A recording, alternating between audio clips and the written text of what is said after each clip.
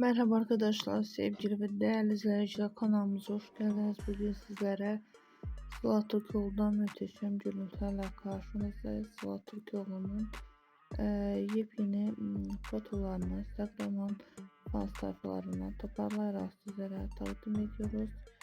E, Diziden olan yeni fotoları bizim kanalımızda yer almaktadır. Doktor Başka Hayatta dizisinde başrolda çekilen Sıla Türkoğlu'nun yeni görüntülerin devamı gelmesini istiyorsanız da Starship kanalımıza abone olmayı unutmayın. Buyurun videolarımızı izlemede kalın. Hoşça kalın arkadaşlar. Görüşürüz.